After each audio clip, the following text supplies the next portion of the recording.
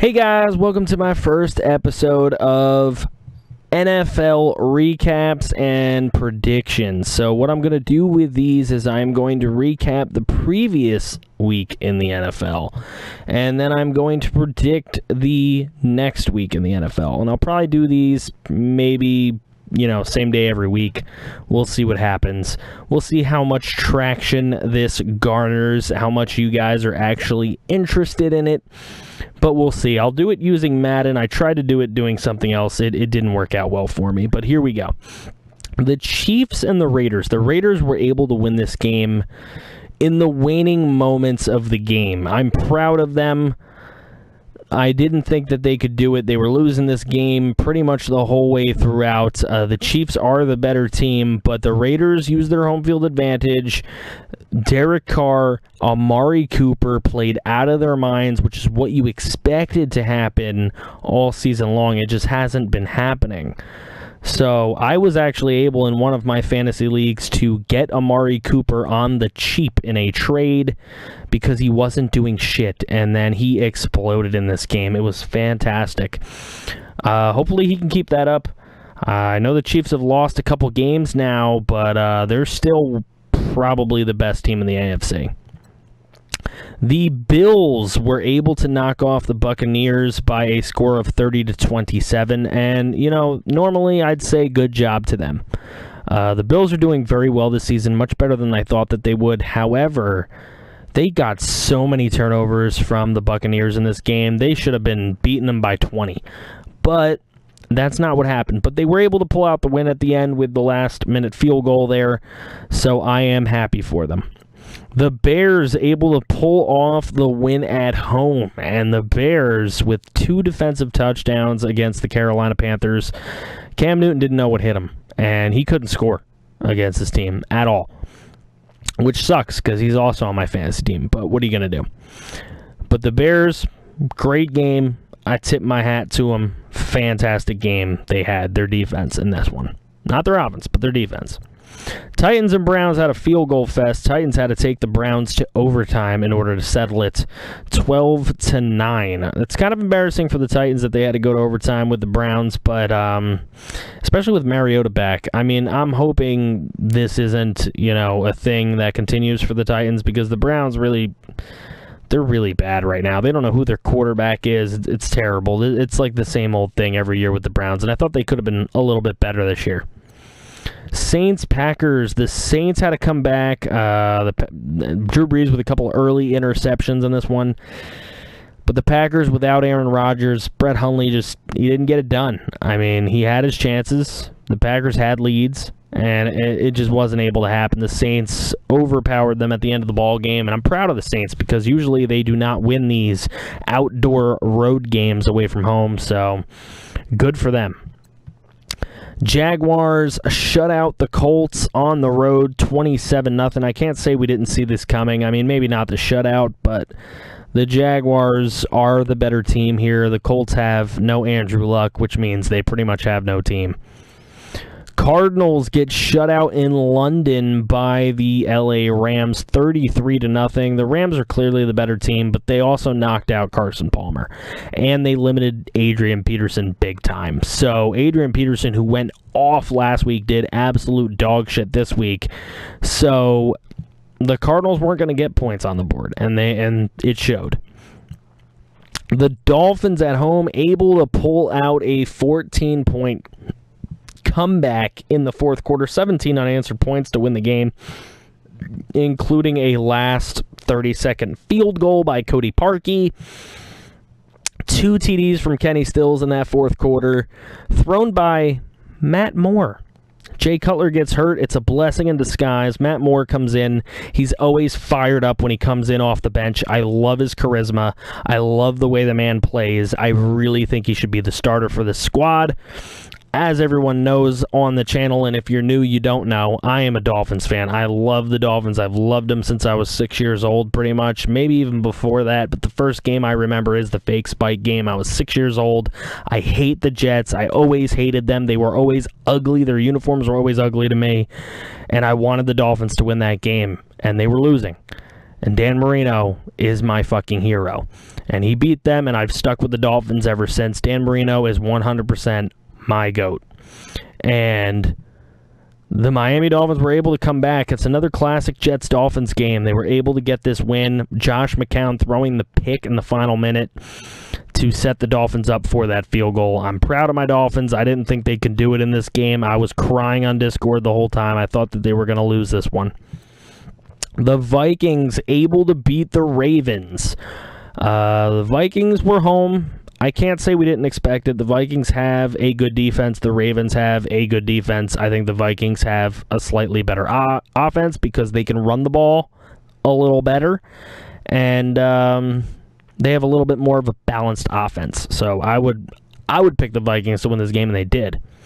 Steelers, we know that they were going to win. Andy Dalton does not beat Big Ben. It doesn't happen. Big Ben always beats the Bengals, and he's able to do it again.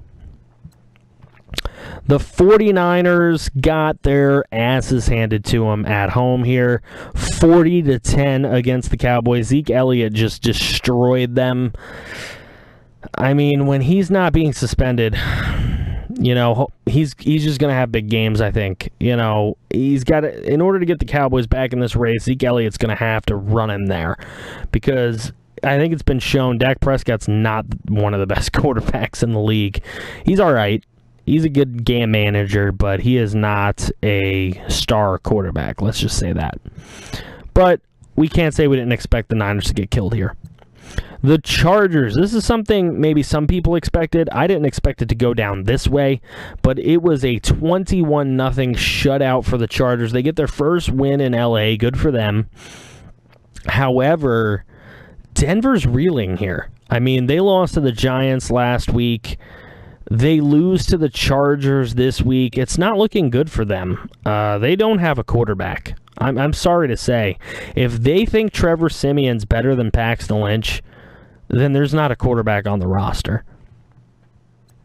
The Seahawks go into the Meadowlands where they beat the Broncos in their Super Bowl win, and they beat the Giants, Eli's brother. And they do it 24-7. Now, they scored a touchdown at the end that really kind of inflated it a little bit, but they were the better team throughout this game. The Giants did have their chances. However, they just couldn't get an offense going. Eli has zero weapons. He has no offensive line. He has no running back. There's a lot of talk here, as I live in Jersey. People who do not know, now you do. There's a lot of talk here on sports radio that whether if they get a very high pick, which they can, do they take Saquon Barkley or do they take a high offensive tackle? Now, I agree with the radio host. You got to go tackle there. I mean, if you feel that there's a tackle as well as Saquon Barkley that can both play for you for 8 years, you take the tackle over the running back because you want to keep your quarterback upright. And Eli only has so many years left in the tank. Now, Eli is a young, old quarterback because this man has never been injured. Okay, he is the next Iron Man. I know Joe Thomas was hurt in that Browns game. I feel very bad for him. But Eli Manning, if you can keep him upright for like the next 4 years, which is how long I think he could play for, he could get close to Brett Favre's record as far as consecutive starts. He could get close. I don't know that he would beat it, but he could get real close to it. And in order to do that, you've got to get an offensive line in here. He is not going to make the throws and make the plays if you can't keep him upright for more than 2.5 seconds. I mean, come on. You have to do it. So, I mean, Saquon Barkley would be nice for this team. It'd be nice to get the offense balanced, but they have so many holes, and it showed here against Seattle, and they just got beat up bad.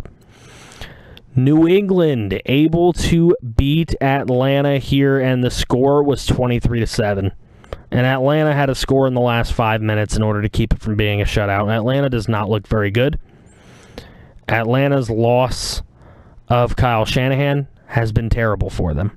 Their offense does not look the same. This is a team that was scoring upwards near 35 points a game last year, and they're having trouble.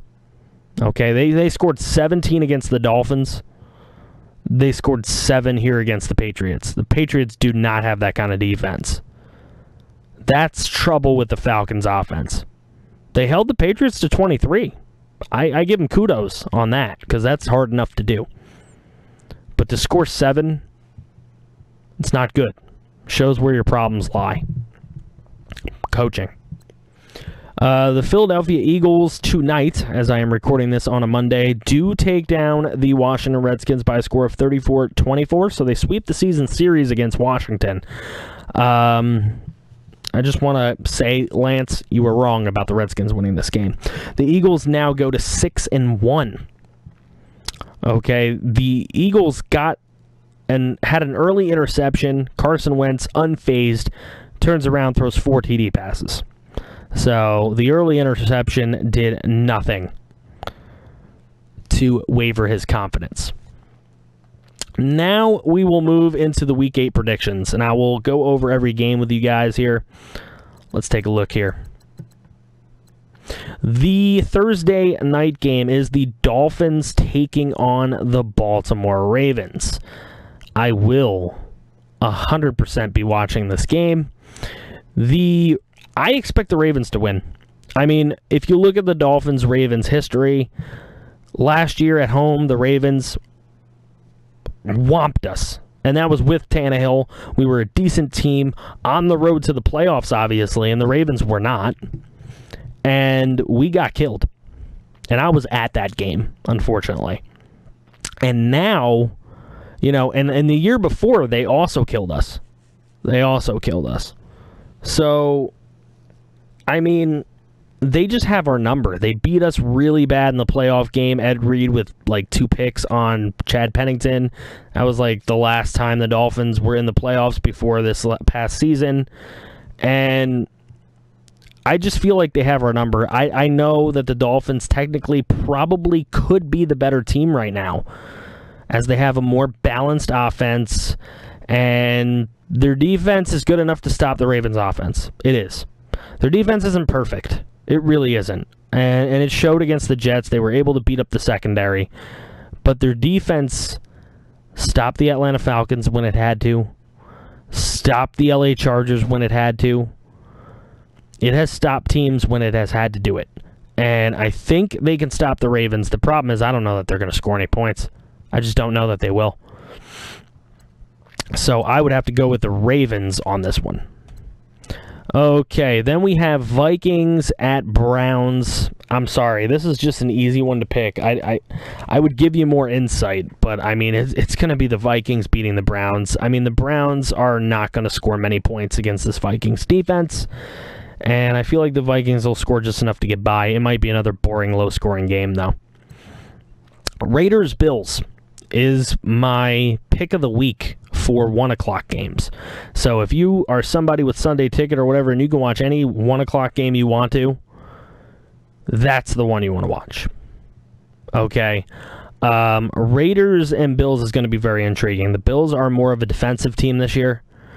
The Raiders, of course, are an offensive team, but they don't have balance this season. I don't feel like their running game is as good this year. Marshawn Lynch hasn't gotten going. Now he's acting like a brat. I just don't know. But the Bills are interesting. And they've been playing defense, and they've been winning with defense. And they scored 30 points against the Bucs. I mean, so they can score sometimes, but sometimes they do throw those egg games out offensively, but their defense holds them in it.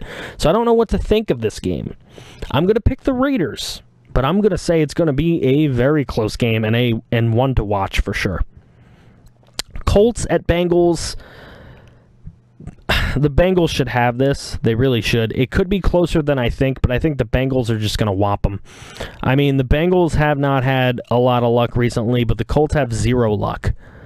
And that is Andrew Luck. They don't have him. And that's a problem for the Colts because he is literally all that they have. And when they don't have him, they have nothing. I don't think Brissett's a terrible quarterback, but I think that the weapons that are or the team around Andrew Luck is bad, and it's showing with Jacoby Brissett. And that's not a knock on Jacoby Brissett. He's just not ready. He's not at Andrew Luck level. He's not an Andrew Luck type quarterback. I think the Bengals win this, and I think they win big. Patriots at home against the Chargers. The Chargers just blew their load, and the Patriots might have this game be close. It might be. I don't know. The mob has to clean up somewhere as far as point spreads. I don't know what the spread on this game is. I didn't check it. But if it's somewhere like 8, which is what I'm thinking it could be, this game could be within a TD. It could be. It's quite easily could be within a TD. I don't have the Chargers winning it. The Pats are going to win this game. But whether they cover or not is another thing. It could be a close game. Bears at Saints. Now, this is something for the Bears to really show that they're for real. They want to prove something to me. Beat the Saints on the road. Don't beat the Panthers at home. Beat the Saints on the road. Because the Saints are very hard to beat in the Superdome. And they're a good team. They are a good team this year. I will give it to them. And I expect the Saints to win this game. So we'll see if they can beat the Chicago Bears at home. Jets at home against the Falcons. This is very interesting. The Falcons are a team that doesn't know what the heck they're doing right now. The Jets are a team that is demoralized after blowing their first 14-point lead in a fourth quarter since 1995. That's interesting. As bad as the Jets have been, they blew their first 14-point fourth quarter lead in 12 years. So, it's going to be, not 12 years, 22 years, my bad. Whew, terrible math. But it's going to be interesting to see if the Falcons can rebound, to see if the Jets can rebound. I think this game could be closer than you think. I really do. But I'm going to expect that the Falcons would win it. Eagles-Niners, that is easy. There's not much analysis here. The Eagles should easily win this game at home, getting San Francisco to travel cross-country to take on a 6-1 team. I know it's a short week for the Eagles, but I don't think they need much preparation for this one. The Buccaneers home against the Panthers. Now, this is going to be a really tight divisional game. I think this is going to be very interesting. I'm going to give the Bucs the edge because they're home. And that's what I like to do in these divisional matchups. I usually like to hand out splits, unless it's like super obvious, like people playing the Browns or something. But I think the Bucs will get this one, but it will be ever so slightly. That's going to be a good game. It's going to be a good divisional game, and it'll be probably very important for the Panthers. Now, in the afternoon slate of games, you only have 2 games, but they're both pretty good. You have the Seahawks hosting the Texans. This is going to be great because the Texans' defense isn't what it was, and the Seahawks' offense isn't very great. So, Russell Wilson missing a lot of open receivers. Dougie B is open all the time, and he misses them like half the time. So, it's going to be interesting to see the Texans' defense that has dropped off take on the Seattle offense that hasn't been very good. And the Seattle defense take on a very much improved Houston Texans offense. So I'm going to expect that the Seahawks win this game. I'm going to take the Seahawks in this one because I feel like that home field advantage for the Seahawks is going to shine through in this game. And I feel like it'll be very, very close. It's going to be really close, but I feel like the Seahawks are going to hold the Texans probably under 20 points, and the Seahawks will probably score about 24. It'll probably be like the Giants game, maybe like 24-10, 24-17, but it'll be close, and the Texans are going to have their shot. The next game in the afternoon window is the Redskins hosting the Cowboys, and while I'll pray to God that the Redskins will win this game, I've got to pick the Cowboys here, especially if Zeke is going to be playing again, which it looks like he will. The Cowboys should be able to take care of this, and I think that they will. I mean, the Redskins are a decent team. They did just let up 34 points. They are playing in a short week, and the Cowboys are not. So I'm going to give, for those advantages, I'm going to do a rare thing and take an away team in a divisional matchup. I think the Cowboys will get this one.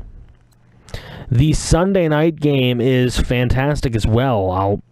I'll definitely be watching this. It is going to be the Lions hosting the Steelers, and the Lions coming off of a bye. Steelers coming off that tough divisional game against the Bengals. Now they have to travel to Detroit. I think the Lions are going to win this. I think it'll be very, very close. I think it's going to be great to see these two offenses go at each other, but the Lions sometimes can be a little shoddy on offense, but what they've been better at recently is defense. It didn't show against the Saints, and they needed that bye week to regroup. That was huge. The bye week to regroup was big for them, and they got it, and I expect them to come out with this win against the Steelers. We'll see what actually happens. The Chiefs and the Broncos, like I said, the Broncos have been reeling. I think they're going to lose this game. I think the Chiefs are going to win this one. It could be close because it's a divisional game, but I actually don't even expect it to be that close. I feel like the Chiefs are just going to roll them over, and they're pissed off. They've lost a couple games. I feel like the Chiefs are definitely going to get this win.